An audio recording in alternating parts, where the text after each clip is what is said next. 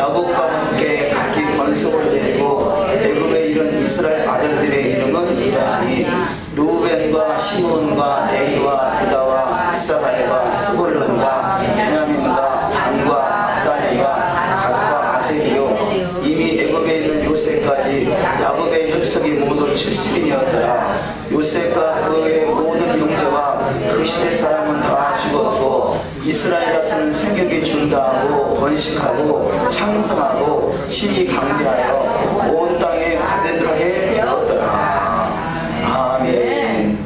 이스라엘 다스는 생육이 중다하고 번식하고 창성하고 신이 강대하여 온 땅에 가득해지는 축복이 반드시 일어날 줄 믿습니다.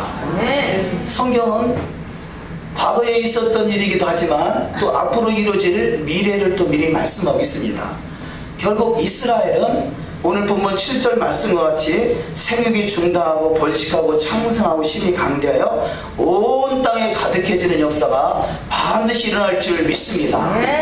자, 이 말씀은요, 하나님이 창세기 1장 26절 이하에서 하나님의 형상과 모양대로 창조하자 하시고 그리고 복을 주시되 생육하고 번성하고 땅에 충만하고 만물을 다스리고 모든 것을 정복하라는 말씀과 동일한 말씀이다, 그렇게 표현할 수 있습니다.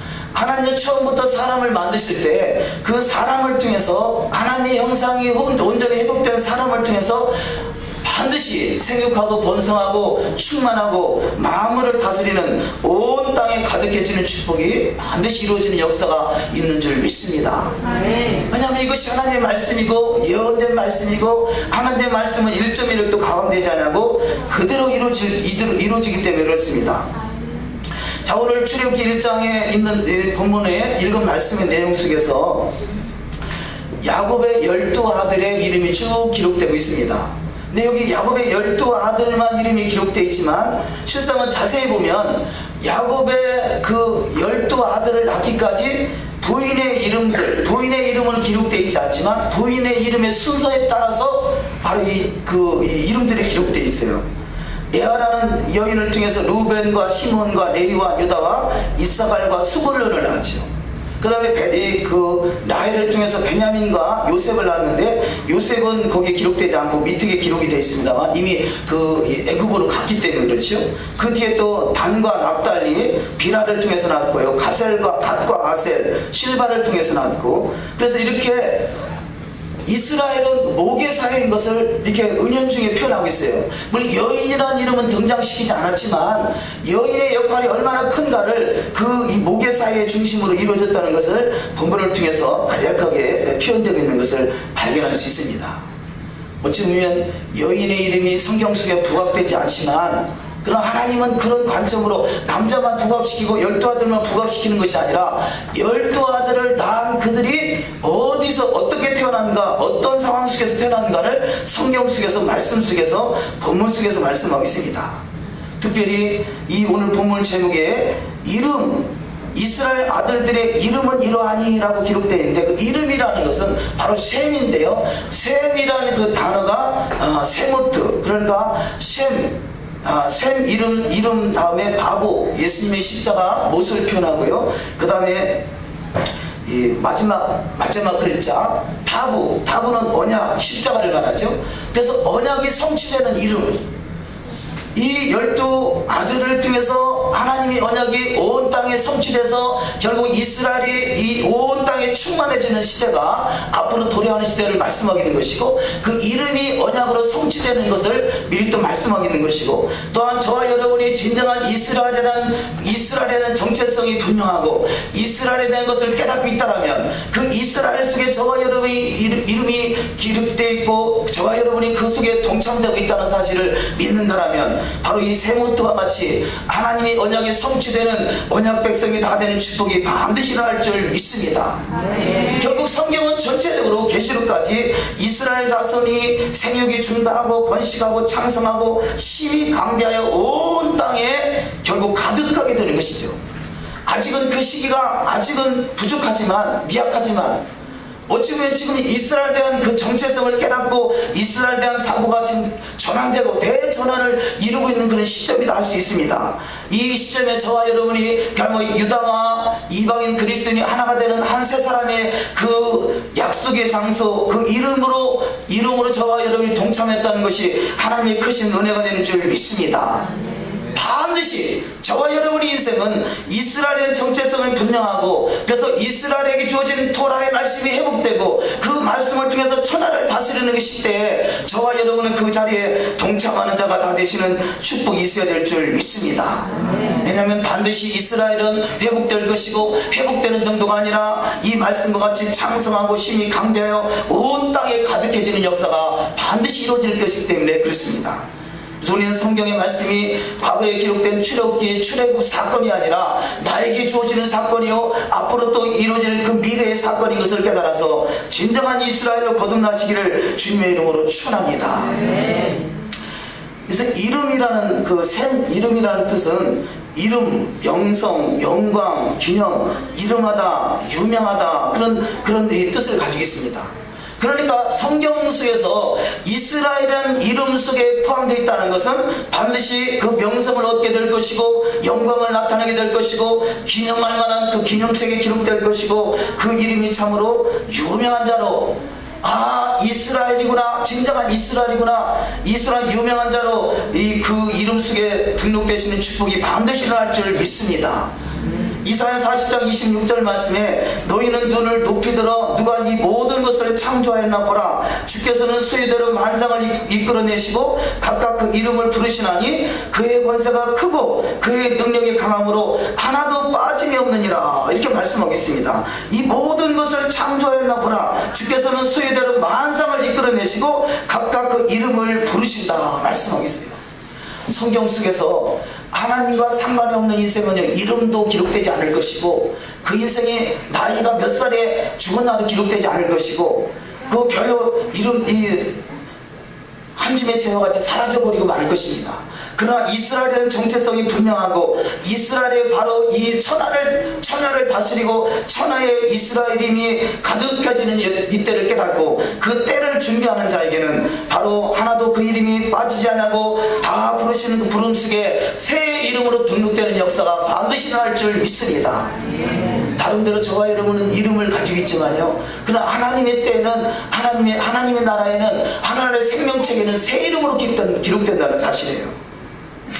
요한계시록 3장 5절 말씀에 이기는 자는 이와 같이 흰옷을 입을 것이요 내가 그 이름을 생명책에서 결코 지우지 아니하고 그 이름을 내 아버지 앞과 그 천사들 앞에서 반드시 시인하는, 바로 이스라엘을 하나님이 시인할 것이고, 이스라엘의 새 이름을 주신 것 같이 저와 여러분이 새 이름으로 기록돼서 주님 앞에 불림받는 역사가 반드시 일어나야 될 줄 믿습니다.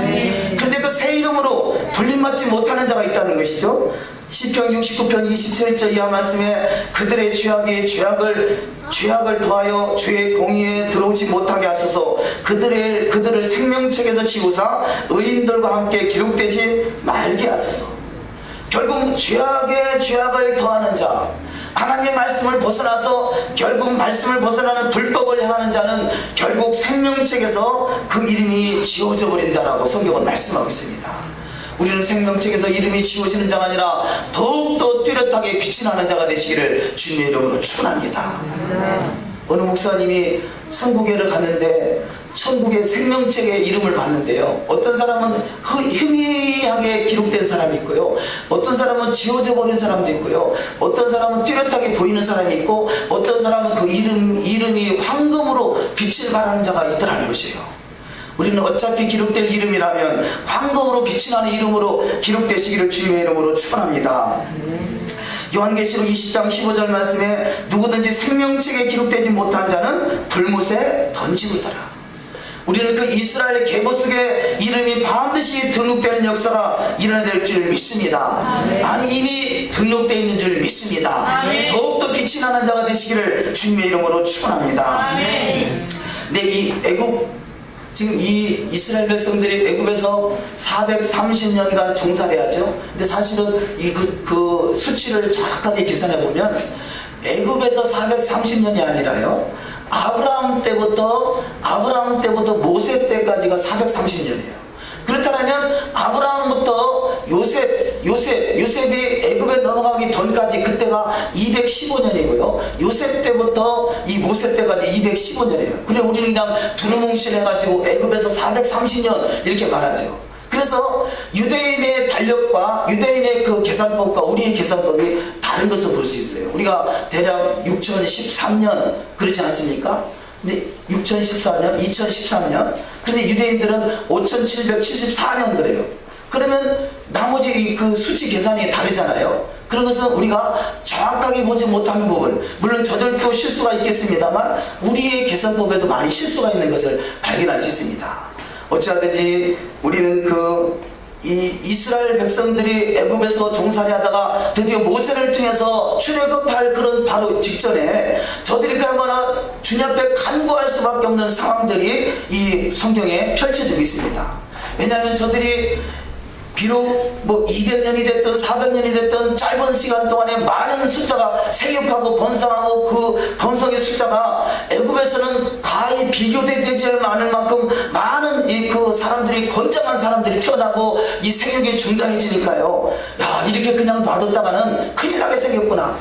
이 민족보다 더 초월해서 나중에 숫자가 많아지면 더 이상 감당치 못할, 그야말로 주님보다 종의 숫자가 더 많아지면 어떻게 감당하겠습니까? 그래가지고 이들이 이 왕이 바뀌고 나서 그들이 두려움을 느꼈다 그렇게 표현하고 있어요. 출애굽기 1장 8절 말씀에 요셉을 알지 못하는 새 왕이 일어나서 애굽을 다스리더니 자 우리가 그들에게 대하여 지혜롭게 하자. 두렵건대 그들이 다 더 많게 되면 전쟁이 일어날 때 우리 대적과 합하여 우리와 싸우고 이 땅에서 갈까 하노라 이렇게 말해요. 이 땅에서 가든지 아니면 이 땅에서 그 주인들을 쫓겨나고 자기들이 주인의 행세를 하든지 뭔가 문제가 생길 것이다. 그런 사고를 가지고 이들이 그야말로 작전을 짭니다. 더욱더 괴롭히고 또 남자아이가 나면 산파를 시켜서 아이를 낳을 때 아이를 받는 산파를 통해서 남자아이가 나거든 죽여버리라 그렇게 명령을 내려요. 그래서 두 번째 말씀으로 바로왕은 이스라엘에게 무거운 짐을 주어서 괴롭게 하고요. 히브리 산파를 시켜서 조산할 때 남자아이는 다 죽이라고 명령합니다. 근데 감사하게도 이 히브리 산파가 하나님을 두려워할 줄 아는 자, 하나님을 두려워할 줄 아는 자, 하나님을 경외하는 자, 성경 속에서 두려워한다라는 단어하고요 또 경외한다라는 단어하고 같이 해석되는 단어들이 많이 있습니다. 그래서 이 산파가 하나님을 두려워하기 때문에 결코 하나님의 자녀들, 하나님의 그 백성들을 해할 수 없다. 그래가지고 오히려 이 애굽 왕의 바로의 말을 거역합니다. 지금 이 애굽 왕의 바로는요 명령 한마디면 다 뭐든지 할 수 있는 사람이잖아요. 그럼에도 불구하고 히브리 산파가 하나님의 사람을 더욱더 소중하게 여기고 하나님을 경외하며 하나님을 두려워할 줄 아는 자이기 때문에 그가 히브리 산파가 아이들을 죽이지 않냐고 오히려 그래서 여러 가지 핑계를 통해서 아이를 살렸다라고 성경은 기록하고 있습니다. 그랬더니 하나님이 이 히브리 산파의 가정에 큰 축복을 내린 줄 믿습니다.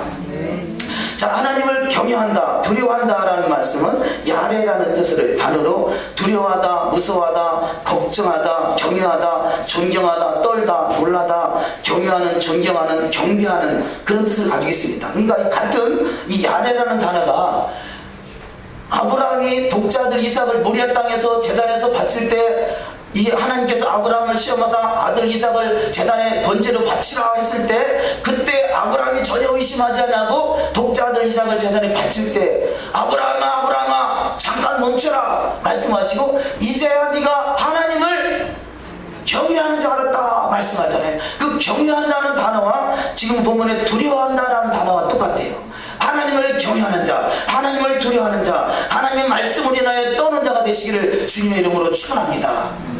만약에 이 히브리 산파가 하나님 말씀 앞에 떠는 자가 아니라 이 바로를 보고 바로 앞에 떠는 자가 됐으면요 히브리인 자식들을 다 죽였지 않겠어요.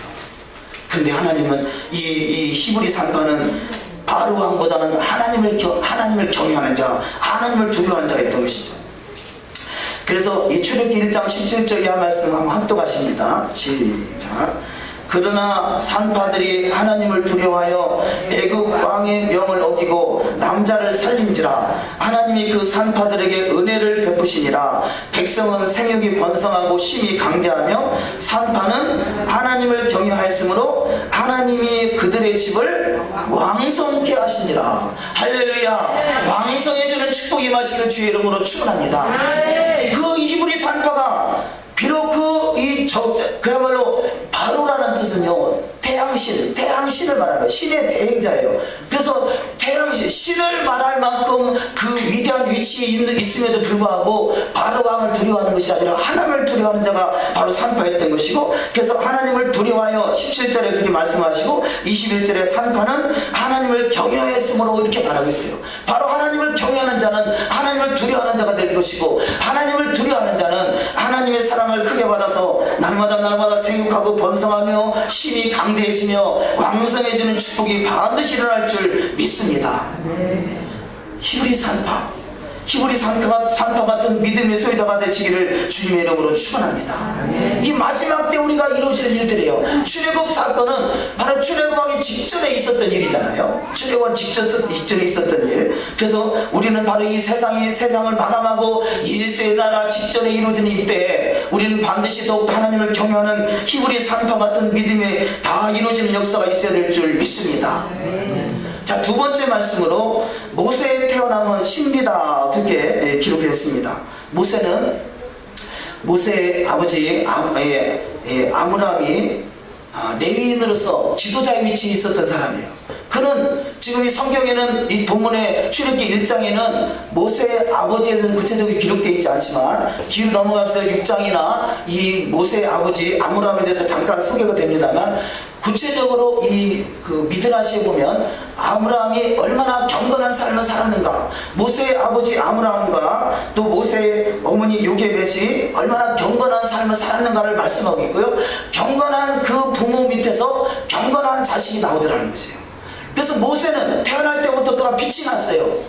비록 아이를 죽일 수 없고 그 시대에는 이 바로왕이 얼마나 참 아이들을 죽이는 사건이 있었는지 3개월을 키우다가 더 이상 키울 수 없어서 이 아이로 인해서 모세라는 아이를 더 이상 키우다가는 이 가정이 그야말로 다 이 살아있는 사람까지 다 죽게 생기고 다른 사람까지 피해를 입힐 것 같아서 모세의 어머니가 이 요게벳이 그야말로 이 강물에 띄우죠.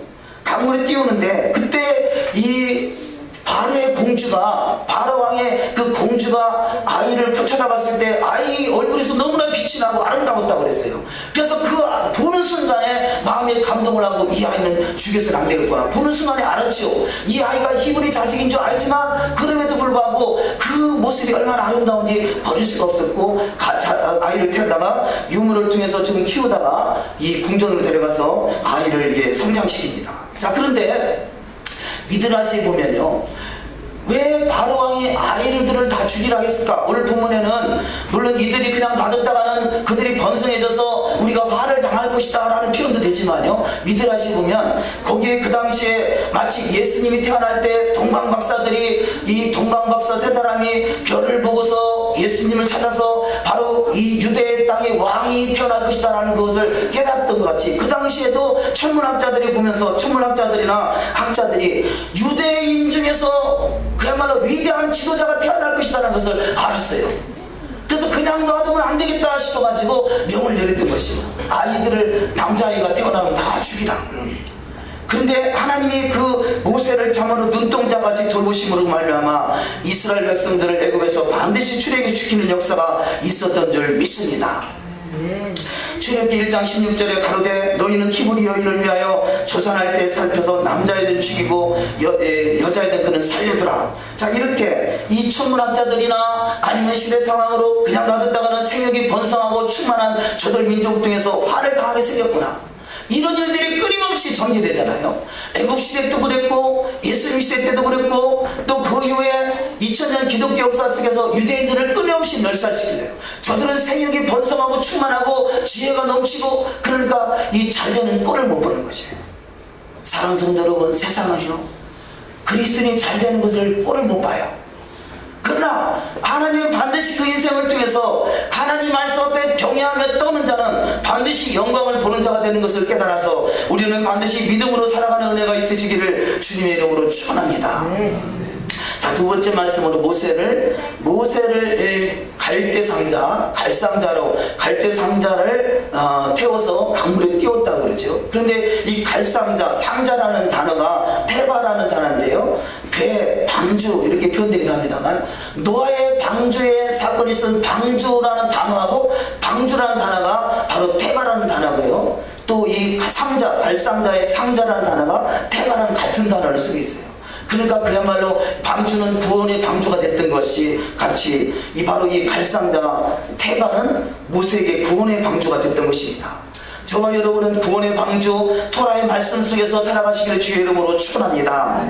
창세기 6장 14절에 너는 잣나무로 너를 위하여 방주를 짓되 그 안에 간들을 막고 역청으로 그 안팎에 칠하라. 출애굽기 2장 3절에 더 숨길 수 없이 되매 그를 위하여 갈상자를 테바 방주를 가져다가 역청과 나무진을 칠하고 아이를 거기다 하스과 갈대 사이에 두고 이렇게 표현하고 있습니다. 자, 세 번째 말씀으로 불쌍히 여김을 받는 자가 하나님의 은혜를 입는다는 것입니다. 조금 전에 이 히브리 산파가 결국 하나님을 경외했고 또 그런 말로만 이들이 하나님 앞에 불쌍히 여김을 받아서 큰 은총을 받을 수 있었던 것 같이 출애굽기 2장 6절에 또한 모세가 하나님 앞에 불쌍히 여김을 받는 것을 바라볼 수 있습니다. 열고 그 아이를 보니 아이가 우는지라 그가 불쌍히 여겨 가로되 이는 히브리 사람의 아이로다. 지금 공주가 바라봤을 때 이 아이가 히브리 사람이 아이인 줄 알았어요. 다른 사람의 명령도 아니고 아버지 바로가 딸 공주에게 명령을 내렸고 모든 전 백성들이 다 지금 히브리 자식은 다 죽여야 된다는 걸 알고 있음에도 불구하고 적장의 마음도 하나님이 감동시키니까 그를 살려서 위대한 지도자로 세워주는 역사가 있다는 것을 깨달아서 저와 여러분 인생 속에 반드시 원수의 목전에서 상을 베풀어주는 축복이 임하시기를 주님의 이름으로 축원합니다. 마태복음 9장 27절에 예수께서 거기에서 떠나가실 때 두 맹인이 따라오며 소리질러 이르되 다윗의 자손이여 우리를 불쌍히 여기소서. 성경 속에서요 불쌍히 여김을 받는 자는 다 하나님의 은총을 받는 것을 발견할 수 있어요. 마태복음 14장 14절에 예수께서 나오사 큰 무리를 보시고 불쌍히 여기사 그 중에 있는 병자를 고쳐주시니, 복음서에 보면 예수 믿고 기적을 행하시기 전에 물론 반드시라고 할 수는 없습니다만 많은 부분에 하나님이 불쌍히 여기사 오병이의 기적을 베푸시고 불쌍히 여기사 중풍병자를 일으키시고 불쌍히 여기사 하나님의 은총을 크게 베푸는 것을 발견할 수 있습니다. 우리는 불쌍히 여김을 받는 자가 되시기를 주님의 이름으로 축원합니다. 여기 불쌍이라는 단어는 아말이라는 단어인데 점잖다, 얌전하다, 예절바르다, 온화하다, 동정하다, 연민을 갖다, 불쌍히 여기다, 나누어 주다, 용서해 주다, 또 나누어 사용하다, 긍휼히 여기다.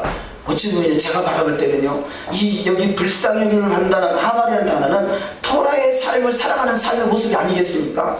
여기 용서해 줄 줄 알고 나눠 줄 줄 알고 불쌍히 여길 줄 알고 또 나눠 사용할 줄 알고 긍휼히 여기며 얌전하고 점잖하고 예의 바르고 온화하고, 이 토라의 삶이 저와 여러분의 삶이 되셔서 세상에서 바라볼 때는 미련하게 보이고 어리석게 보이지만 하나님 옆에는 불쌍히 여김을 받는 축복이 반드시 일어날 줄 믿습니다. 자, 크게 세 번째 말씀으로 누가 히브리 민족인가? 모세는 어렸을 때부터 자기 어머니의 이 모태를 통해서 젖을 먹으면 자라면서 내가 히브리 민족이라는 것을 알았어요. 그래서 이는 히브리 민족의 정체성을 그가 분명하게 가지고 있는 것을 깨달아 알 수 있습니다. 출애굽기 2장 11절 말씀에 모세가 장성한 후에 한 번은 자기 형제들에게 나가서 그 고역함을 보더니 어떤 애굽 사람이 어떤 히브리 사람 곧 자기 형제를 치는 것을 본지라 이렇게 봤어요. 그때 이 12절에서 좌우로 살펴 사람이 없음을 보고 그 애굽 사람을 쳐 죽여 모래에 감추니라. 비록 내가 애굽의 왕자로 살아가고 있지만 나의 정체성은 히브리 민족이라는 것을 분명하게 알았던 것이죠. 그래서 이가 애굽 사람이 히브리인을 치는 것을 보고서 좌우에 사람들을 살피고서, 물론 지금 히브리 사람 지금 한 사람은 치고 한 사람은 막고 있으니까 히브리 사람은 보고 있죠. 모세가 누굴 막겠어요? 애굽 사람들이 혹시 있지 않는가 하고 뒤를 둘러보고 있었던 것이고요. 애굽 사람이 없구나 하는 생각에서 그가 애굽 사람을 쳐서 그를 죽여서 모래 속에 감추었다라고 말하고 있습니다.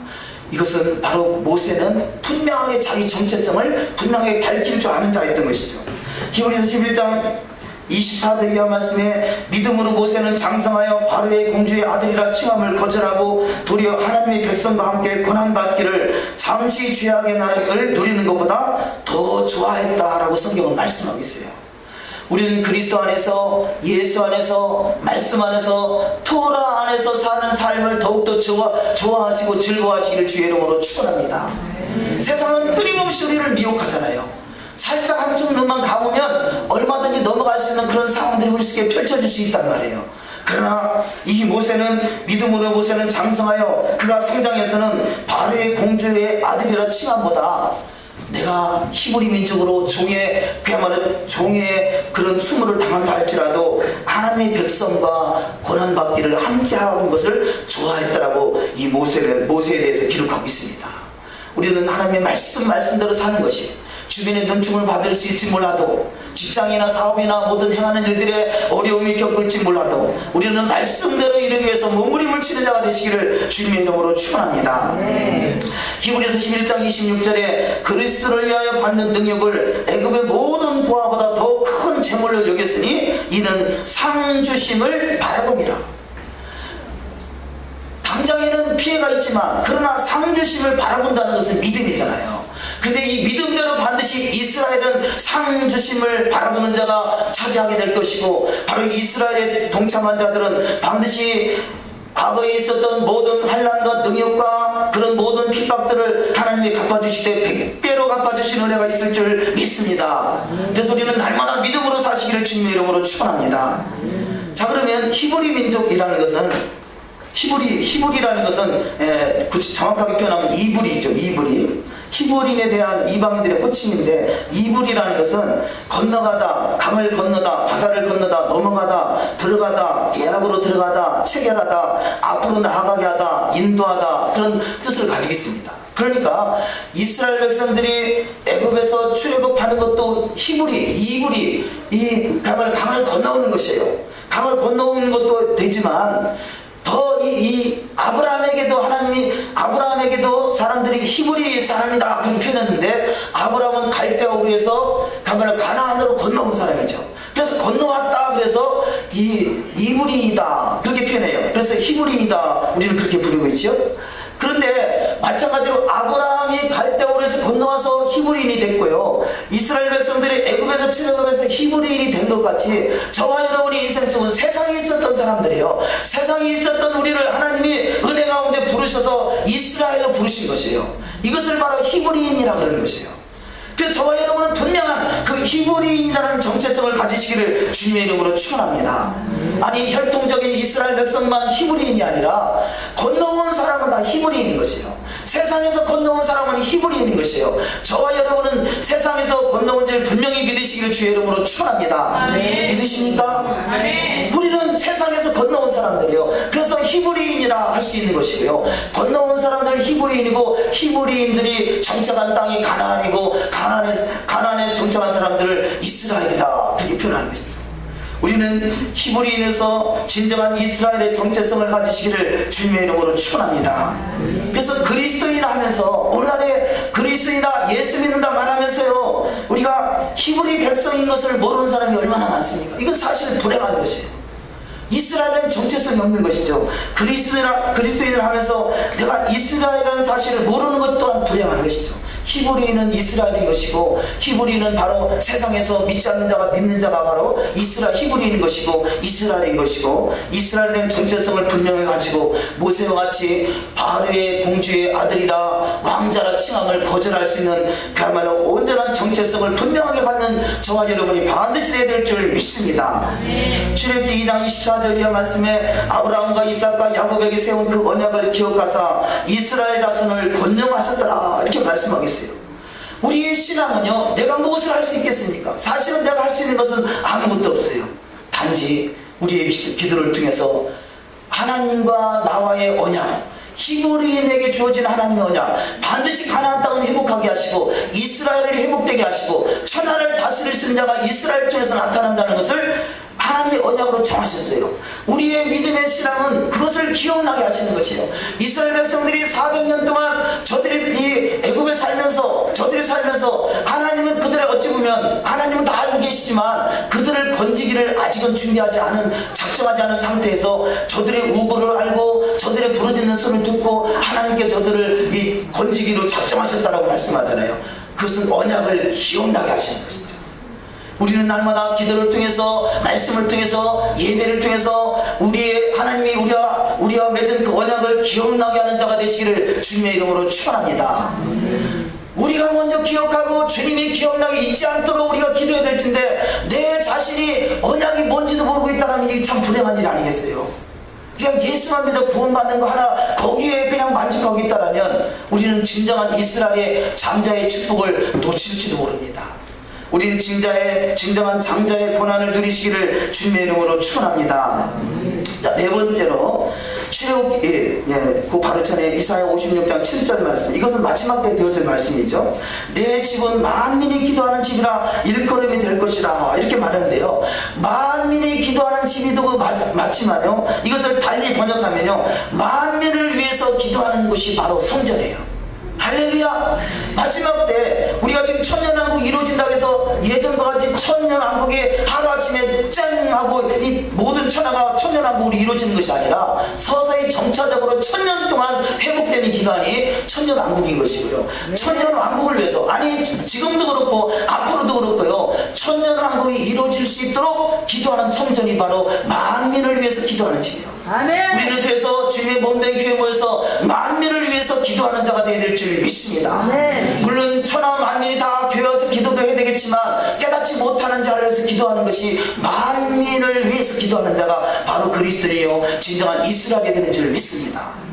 그래서 이스라엘은요, 저들은 깨닫지 못하든 이 유대인들은 깨닫든 깨닫지 못하든 하루에 3번씩 반드시 시간을 정해놓고 한 번에 1시간 이상 기도를 해요. 무슨 기도 하겠습니까? 그들은 만민을 위해서 기도하는 거예요. 우리는 어찌보면 저들의 기도에 땀과 수고가 있었기 때문에 우리는 예수와를 믿을 수 있었고, 우리는 그 이스라엘에 동참하는 축복이 있었던 줄 믿습니다. 어찌 보면요, 우리가 생각할 때 유대인들은 참 무식하고 미련하고 어떻게 이 구원자 예수와 하마시아 그분을 십자가에 못 박아 죽일 수 있느냐, 그런 사고를 가지고 있던 것이 2000년의 역사라면요, 저들의 향한 희생의 피가 없었으면 우리가 그 위에 설 수가 없었던 것이죠. 우리는 또 저들을 위해서, 예루살렘의 평안을 위해서, 예루살렘의 회복을 위해서, 예루살렘이 온전히 회복되고 만민을 위해서 기도할 수 있는 성전이 속히 이루어질 수 있도록 기도하는 자가 되시기를 주님의 이름으로 축원합니다. 자, 네 번째 말씀으로 출애굽의 목적을 말씀을 잠시 살펴봅니다. 출애굽기 3장 4절 말씀 합독하십니다. 여호와께서 그가 보려고 돌이켜 오는 것을 보신지라, 하나님이 떨기나무 가운데서 그를 불러 가라사대 모세야 모세야 하시매 그가 가로되 내가 여기 있나이다. 자, 이 떨기나무 말씀이 본문에 등장하고 있습니다. 떨기나무는 우리는 그냥 떨기나무라고 번역이 되어 있습니다만, 미드라시에는 가시 떨기나무 이렇게 되어 있어요. 가시가 붙어 있는 떨기나무예요. 그러면 하나님께서 왜 그 많고 많은 나무 중에서 가시떨기 나무에 임하셨을까? 하나님의 영이 왜 가시떨기 나무에 임했을까? 미드라시는 이렇게 전합니다. 하나님이 이스라엘 백성들이 애굽에서 고생하고 그들이 그 고통과 환난 속에 있는 그 심정을 표현하기 위함이라는 것이죠. 그래서 저들이 가시 방석 같은 그 속에서 고통당하는 그 모습을 나도 알고 있다는 것을 표현하고 있다는 것이죠. 그래서 하나님의 사랑을 나타내고 있다는 증거고요. 두 번째로, 가시나무는 세상에 있는 많은 나무가 있지만 나무를 깎아서 우상을 만들고 우상단지를 만들었지만, 이 세상에서 우상으로 만들어진 나무, 한 번도 우상으로 만들어진 나무, 한 번도 만들어지지 않은 그 나무가 가시나무라는 것이에요. 가시나무는 이 나무 밑동도 먹게 큰 나무가 아니에요. 하나님의 가시같이 별 쓸모없는 그런 나무예요.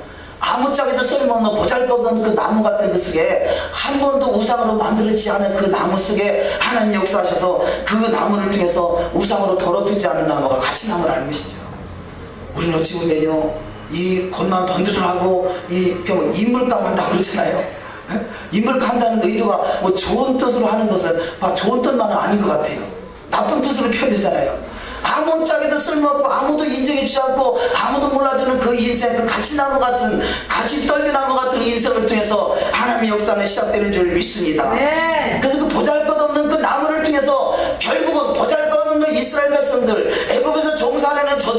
통해서 결국 천하를 다스릴 수 있는 자로 천하 만국을 다스릴 수 있는 세계 모든 민족에 뛰어나게 한다는 것이죠. 이것이 하나님의 은혜인 것을 깨달아서 내 인생성이 가시나무 같은 가지떨기나무 같은 인생을 하고 우리가 참으로 비하할 것이 아니라 내가 약하고 천하고 나약할수록 주님이 쓰시기에 합당한 그릇이구나 깨달으시길 주의 이름으로 축원합니다. 감사하시길 주의 이름으로 축원합니다. 근데 이 가시나무 이 본문 말씀에 여호와께서 그가 보려고 돌이켜 오는 것을 보신지라 그래요. 이 돌이키라는 단어가 어원이 이 수르라는 단어인데 수르는 돌이키다, 벗어나다, 고개를 돌리다 그런 뜻을 가지고 있습니다. 근데 이 본문에는 아수르라는 단어로 기록되어 있는데요, 아수르는 돌이켜서 여호와께 가까이 가다 그 단어를 쓰고 있습니다. 그런데 이 수르라는 단어하고 동일한 뜻을 가지고 있는 단어가 우리가 그야말로 말도 많고 탈도 많은 666 짐승의 표 있잖아요. 짐승의 표. 계시록 13장에서 손이나 이마에 표를 찍어준다. 666 짐승의 표를 받아서는 안 된다. 물론 당연히 손이나 이마에 표를 받으면 안 되겠죠. 그러나 성경 속에서 이 성경은 히브리적인 사고로 기록되어 있고요, 히브리적인 관점에서 666 그러면 뭐냐, 이 666 고개를 돌리다 라는 단어, 짐승의 표 고개를 돌리다는 단어가 타스루라는 단어예요. 타스라는 단어 사무엘상 12장 20절에 기록되어 있는데 여호와를 쫓는 데서 돌이키지 말고, 자 여호와를 쫓는 데서 돌이키는 자를 타스루라 그러고요. 그러니까 타스루는 수치로 계산하면 수치로 보면 타스루의 수치가 666입니다. 그러니까 여호와의 얼굴에서 눈을 돌이키는 순간에 타스루가 이루어지는 거죠. 여호와의 말씀에서 돌이키는 순간에 그것이 타스루가 되는 거죠. 그것은 666 짐승의 표라고 우리 이 부모들의 수치를 통해서 깨달아 알 수가 있습니다. 그런데 오늘 본문 말씀에는 같은 돌이키는 단어지만 지금 이 세상을 향했던 눈이 여호와의 그 떨기나무 불꽃 가운데로 눈을 돌이킨 것이죠. 하나님을 향해서 눈을 돌이킨 것을 아수르라 이렇게 표현합니다. 돌이킨다는 단어는 맞지만 하나님을 향해서 돌이킬 때 아수르가 되고요, 우리는 세상을 향해서 눈을 돌리는 순간에 타수르가 돼서 666이 되고, 그것은 바로 토라의 말씀에서 눈을 돌리는 것이 타수르인 것을 깨달아서 우리는 토라의 말씀의 실체가 되신 예수 한마시아 그분 앞에 더욱더 얼굴을 가까이 하는 자가 되시기를 주님의 이름으로 축원합니다. 그래서 여호와께서 그가 보려고 돌이켜서 오는 것을 보시지라. 모세가 몸을 돌이켜서 떨기나무 불꽃 가운데 가까이 갈 때 바로 여호와께서 그걸 보시고 내가 서 있는 곳은 거룩하니 내가 그곳에서 신을 벗어라 말씀하고 있어요. 우리는 더욱더 하나님 앞에 가까이 가면 가까이 갈수록 우리는 더욱더 거룩한 주님의 성품 제사장의 반열로 들어가는 역사가 있는 줄 믿습니다. 그래서 출애굽 목적을 간략하게 몇 가지 살펴봅니다. 오늘 본문에 기록된 말씀에 보면 출애굽기 3장 12절에 왜 하나님께서 이스라엘 백성들을 애굽에서 출애굽시켰느냐 라는 말씀이 대략 세 가지로 나오고 있습니다. 첫 번째가 12절에 하나님이 가라사대 내가 정녕 너와 함께 있으리라. 내가 백성을 애굽에서 인도하여 낸 후에 너희가 이 산에서 하나님을 섬기니 이것이 내가 너를 보낸 증거니라 말씀하고 있어요. 섬긴다. 하나님을 섬기게 하기 위해서 이 산으로 불렀다는 것이에요. 하나님을 섬기게 하기 위해서 바로 이 신의 산으로 불렀다는 것이에요. 하나님을 어떻게 구체적으로 섬길 것인가를 깨닫게 하기 위해서 토라의 말씀을 주셨다는 것이에요. 그래서 이 아바드라는 단어는 제가 보고 있는 성경이 아바드 성경 그러는데요, 아바드라는 단어는 노동하다, 일하다, 경작하다, 봉사하다, 복종하다, 섬기다, 경배하다, 희생을 드리다. 그런데 이 아바드라는 단어는 성전에서 이루어지는 성전에서 그 일을 할 때 쓰는 단어가 아바드라는 단어예요. 아바드. 똑같이 섬긴다. 물론 여러 가지로 섬길 수가 있겠습니다만 더욱더 하나님의 성전에서 주님을 섬기는 자가 되시기를 주의 이름으로 축원합니다. 우리도 하나님의 성전에 반드시 입성하는 자가 되시기를 주님의 이름으로 축원합니다. 두 번째로 여호와의 절기를 지키게 하기 위함이다라고 출애굽기 5장 1절에서 말씀하고 있습니다. 그 후에 모세와 아론이 가서 바로에게 이르되 이스라엘 하나님 여호와의 말씀에 내 백성을 보내라. 그들이 광야에서 내 앞에 절기를 지킬 것이니라. 할렐루야. 우리 기독교는 그동안에 2000년 동안 절기를 모르고 살았어요. 절기를 잊어버렸어요. 그러나 출애굽 사건은 바로 우리에게 하나의 예표인 것이고 우리 삶 속에 동일하게 토라의 말씀을 1.1도 가감되지 않냐고 그대로 이루어지는 축복이 있는 줄 믿습니다. 어저께 어느 그 교단 총회장님을 만났는데요. 그분이 제가 이제 토라 이야기를 잠깐 하니까 제가 말하기 전에 그러더라고요. 그래요. 우리가 그동안 제가 신앙생활하는 동안에요. 토라는 이미 지나간 것으로 생각해서 전혀 거들떠 보려고 생각도 안 했다는 거죠. 토라가 뭔지 생각도 안 해봤다는 것이에요. 왜냐? 그만큼 우리는 닫혀있던 것이고, 그래서 토라 속에 있는 절기도 잊어버렸던 것이고, 하나님 어떻게 구체적으로 섬겨야 될 것인가를 잊어버렸습니다. 우리는 지금의 시작에 불과하지만, 그런 내 시작은 미약하나 내 나중은 심히 창대하리라. 온전하게 주님 앞에 말씀대로 토라대로 회복되어 온전한 하나님의 영광스러운 주역이 되시기를 주님의 이름으로 축원합니다. 너희가 내 앞에 절기를 지킬 것이니라. 그러기 위해서 출애굽시켰다는 것이에요. 레위기서 23장 1절의 말씀에 여호와께서 모세에게 가라사대 이스라엘 자손에게 구하여 이르라. 너희가 공포하여 성의로 삼을 여호와의 절기는 이러하니라 라고 절기를 기록하고 있습니다. 자, 여호와의 절기는 안식일, 월삭, 유월절, 무교절, 추실절, 오순절, 나팔절, 대속절, 초막절, 또 수전절, 불임절 있습니다만, 어쨌든 우리가 왜 절기를 지키는 게 목적이 아니라 절기는 정확하게 예수님을 만나는 장소예요. 시간의 절기예요. 시간의 장소예요. 시간의 장소. 우리는 지금 이 공간은 어쨌든 공간의 장소라면 공간의 장소 아무 때나 오는 건 아니잖아요. 물론 아무 때나 오지 말라는 뜻이 아니라 예배 시간을 정해놓고 오지 않습니까? 그것은 시간의 장소인 것이죠. 하나님은 시간의 장소를 통해서 만나기 원하시는 것이에요. 하나님이 시간의 장소. 그래서 우리는 시간의 장소, 공간의 장소는 사진을 찍어놓을 수 있지만 시간의 장소는 사진을 지키는 게 아니라 주님과 내가 하나 되는 장소가 되는 줄 믿습니다. 자, 세 번째로 여호와께 희생을 드리게 하기 위함이다 라고 말씀하겠습니다. 출애굽기 5장 3절 이하 말씀 합독하십니다. 그들이 가로되 히브리인의 하나님이 우리에게 나타나셨은즉 우리가 사흘 뜰쯤 광야에 가서 우리 하나님 여호와께 희생을 드리려 하오니 가기를 허락하소서. 여호와께서 온역이나 칼로 우리를 치실까 두려워하나이다. 아멘. 아브라함이 독자 아들 이삭을 모리아 땅에 며칠을 갔죠? 3일. 예수 그리스도가 십자가에 달리시고 무덤 속에 며칠 계셨죠? 3일. 이들이 지금 며칠 길을 가서 그들이 하나님을 희생을 드리라고 그러죠? 3일. 할렐루야. 그러니까 성경은 다 이렇게 유기적으로 다 연결되어 있는데요. 자, 이것은 무엇을 표현하겠습니까? 우리의 철저하게 들어지는 신앙, 희생의 신앙을 말씀하고 있는 것이죠. 우리는 그래서 거룩한 산제사로 철저하게 들어지는 신앙 되시기를 주님의 이름으로 축원합니다. 초대교회 때 유대인과 이 서기관과 바리새인들이 박하와 해양과 일체의 11조를 하나님께 드리되 너희가 인과 의와 신은 버렸도다 그러죠. 우리는 11조의 개념이 아니라 하나님 앞에 거룩한 산제사로 3일길쯤 드려지는 온전하게 드려지는 신앙 되시기를 주님의 이름으로 축원합니다. 로마서 12장 1절 이하 말씀 합독하십니다. 그러므로 형제들아 내가 하나님의 모든 자비하심으로 너희를 권하노니 너희 몸을 하나님이 기뻐하시는 거룩한 산제사로 드리라. 이는 너희들의 영적 예배니라. 너희는 이 세대를 본받지 말고 오직 마음을 새롭게 함으로 변화를 받아 하나님의 선하시고 기뻐하시고 온전하신 뜻이 무엇인지 분별하도록 하라. 아멘. 자, 다음 말씀, 토라의 말씀이 선포되는 여호와의 산, 예배하는 산에 바로 시온산이라고 말하고 있어요.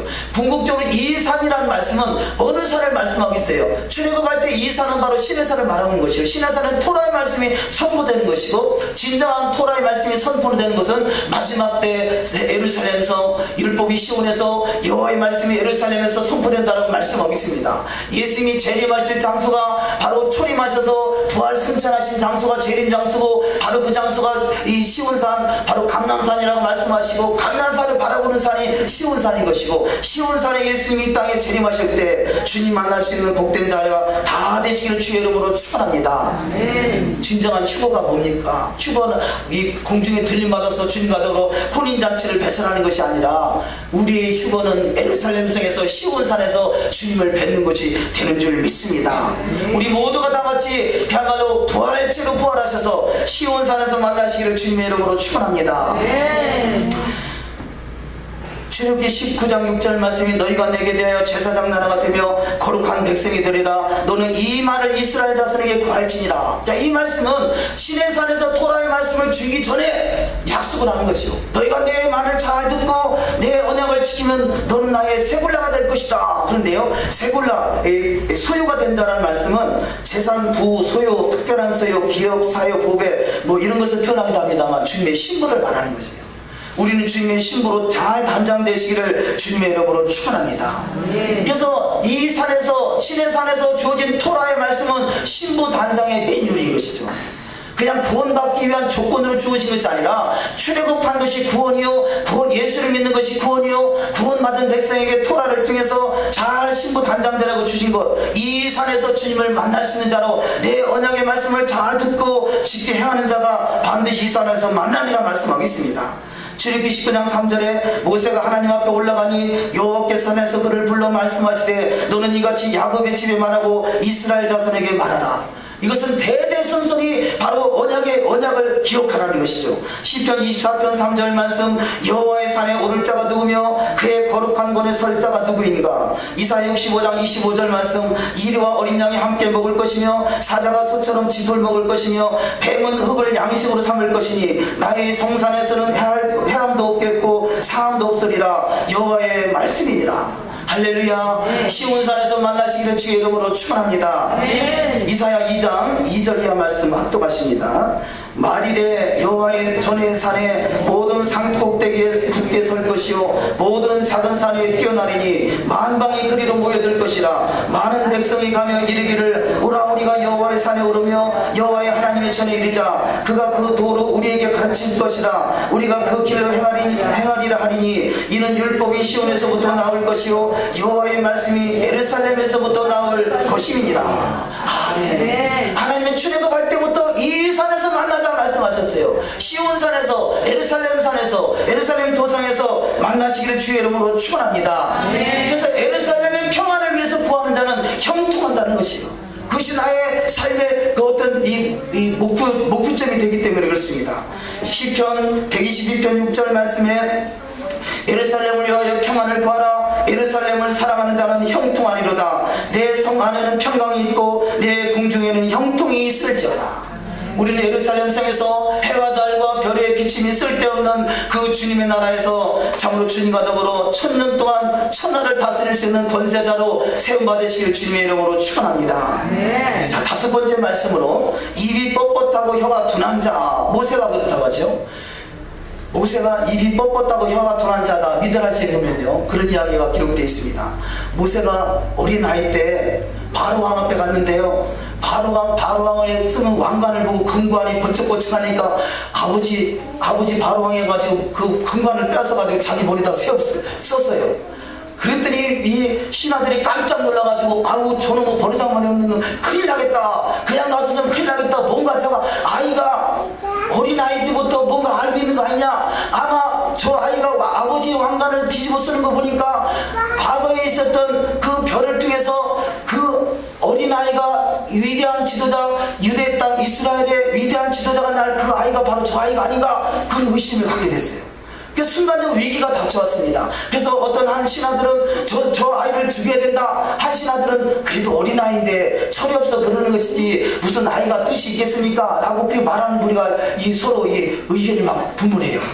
그러면 아이를 그냥 죽일 수 없으니까 한번 시험해보자. 그래서요, 한쪽에는 화롯불을 놓고 한쪽에는 막 은근 폐물을 가득 담아놨어요. 아이가 어느 쪽으로 가서 손을 칩니까? 은근 폐물을 집으면 그가 이미 어린아이지만 알고 있기 때문에 죽임을 당할 것이고, 불속에 집어넣으면 아직 철이 없구나 하는 것을 깨달을 것이다. 그렇게 표현했어요.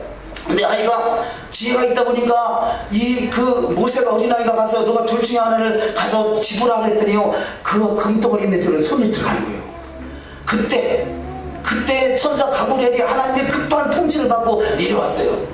과거에 이 바로의 공주가 아이를 봤을 때 아이가 그렇게 아름답게 보이고 불쌍히 여겼던 그 모습, 그때는 가브리엘 천사가 와가지고 그 마음을 쫙 감동시켰기 때문에 그런 일이 일어났다고 말씀하고 있거든요. 그때 동일하게 이 모세가 손이 금덩어리를 잡으려고 하는 순간에 그 가브리엘 천사가 딱 쳐가지고 불덩어리 속으로 손이 쑥 들어갔어요.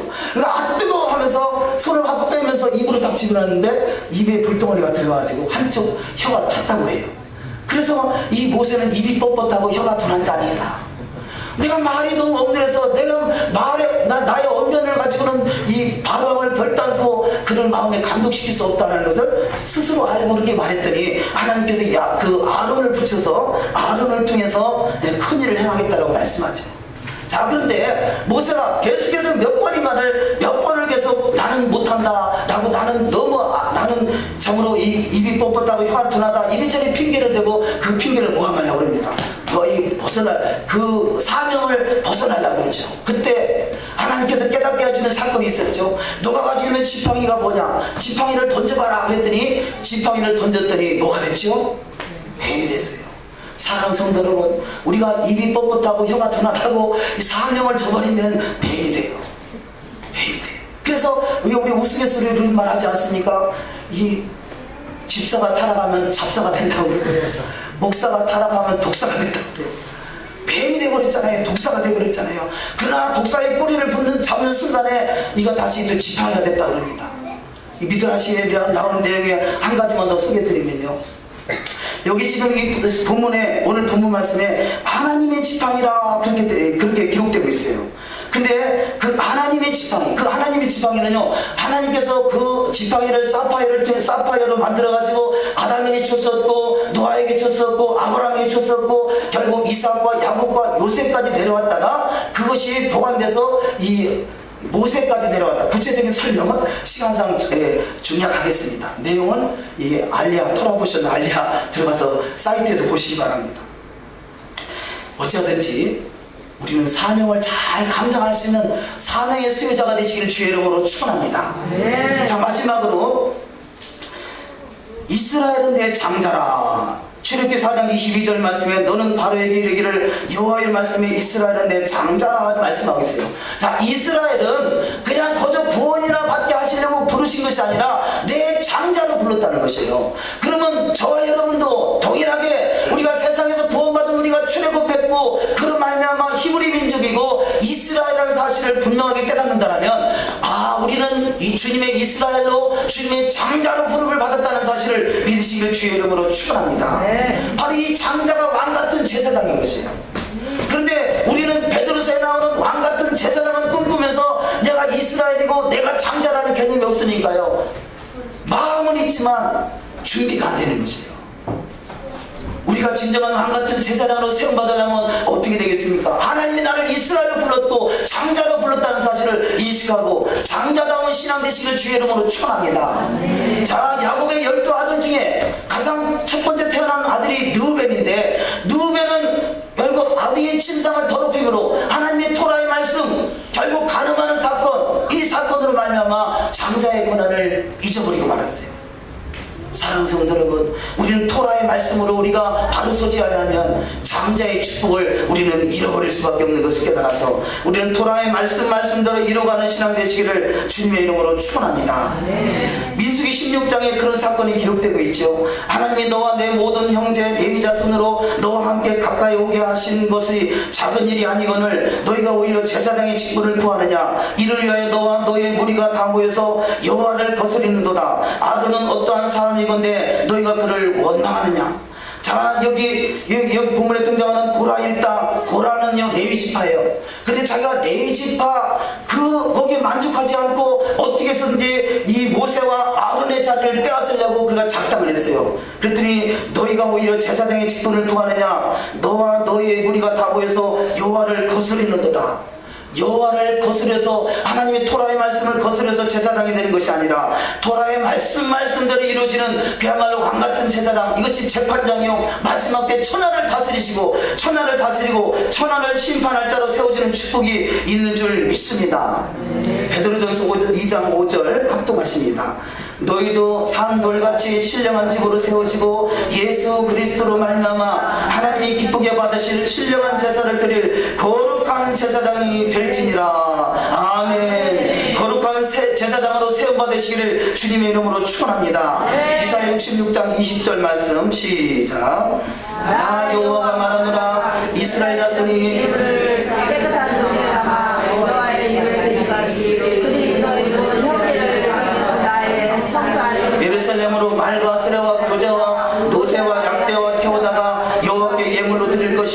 나는 그 중에서 택하여 제사장과 레위를 삼으리라. 여호와의 말이니라. 할렐루야.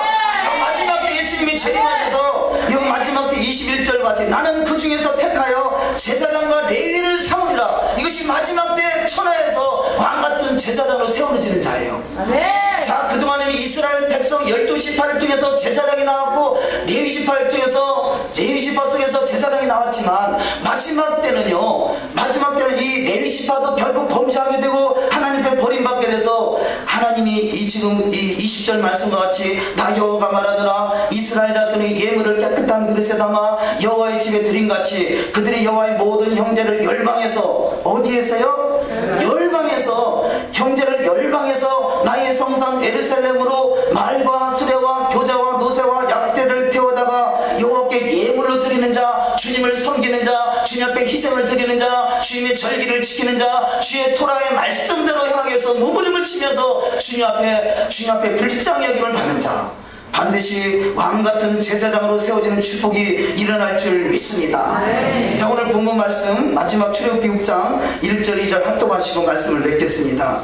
여호와께서 모세에게 이르시되 이제 내가 바로에게 하는 일을 내게 보리라. 강한 손을 더함으로 바로가 그들을 보내리라. 강한 손을 더함으로 바로가 그들을 그 땅에서 쫓아내리라. 하나님이 모세에게 말씀하여 가라사대 나는 여호와라. 아멘. 자, 시작은 오히려 모세가 바로에게 가서 이 히브리 민족 이스라엘을 해방시키라고 말했을 때 더 큰 환란이 닥쳐오고 있어요.